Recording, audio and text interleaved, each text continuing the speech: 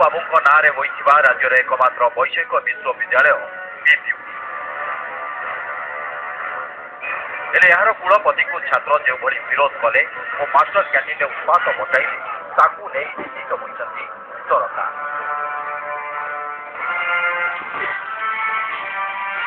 ଘଟଣାରେ ଶାସକ ଦଳର ଛାତ୍ର ନେତାଙ୍କ ଭୂମିକା ସନ୍ଦେହ ଘେରକୁ ଆସିଛି। ବିଜେଡି ମଧ୍ୟ ଦୁଇ ଛାତ୍ର ନେତାଙ୍କୁ ବହିଷ୍କାର କରି ଏହାକୁ ସ୍ୱୀକାର କରିଛି।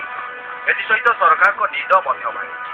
ଘଟଣାକୁ ଦୁର୍ଭାଗ୍ୟଜନକ କରିବା ସହ ସମୀକ୍ଷା ବୈଠକ କରି ଆବଶ୍ୟକ କାର୍ଯ୍ୟାନୁଷ୍ଠାନ ନିଆଯିବ ବୋଲି କହିଛନ୍ତି ବିଭାଗୀୟ ମନ୍ତ୍ରୀ।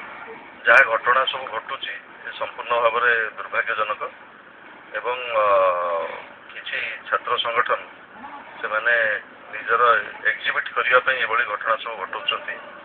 ଆ ଉପରେ ମୁଁ ତୁରନ୍ତ ସମୀକ୍ଷା ବୈଠକ କରୁଛି ଏବଂ ଯାହା ପଦକ୍ଷେପ ନିଆଯିବା କଥା ନିଆଯିବ। କୁଳପତିଙ୍କୁ ବିରୋଧ ପଛର ମୁଖ୍ୟ କାରଣ 2014ର ଘୋଷିତ ନିଯୁକ୍ତି ବେଳାରେ ହୋଇଥିବା ସ୍କାମ୍। ବେଳା ପରିଚାଳନା ଦାୟିତ୍ୱ ନେଇଛନ୍ତି ବିପିୟୁଡି କର୍ତ୍ତୃପକ୍ଷ। 1.5 ବର୍ଷ ହେଲା ପିଲାଙ୍କଠାରୁ 41 ଲକ୍ଷ ଟଙ୍କା ଆଦାୟ ହୋଇଛି। ହେଲେ କୌଣସି କମ୍ପାନୀକୁ ଯୋଗାଯୋଗ ହୋଇନାହିଁ। ନିକଟରେ ନ୍ୟୁଜଲ ଓଡ଼ିଶା ଏହାର ଖୁଲାସା କରିଥିଲା। ସେପଟେ ନିଯୁକ୍ତି ବେଳା ସ୍କାମ୍ ଓ କୁଳପତିଙ୍କୁ ବିରୋଧ ପ୍ରସଙ୍ଗକୁ ନେଇ କୁଳାଧିପତି ତଥା ରାଜ୍ୟପାଳଙ୍କ ନିକଟରେ ହେରାସ ହୋଇଛନ୍ତି ଛାତ୍ରଛାତ୍ରୀ। ସେମାନେ ଘଟଣାର ବିଚାର ବିଭାଗୀୟ ତଦନ୍ତ ଦାବି କରିଛନ୍ତି।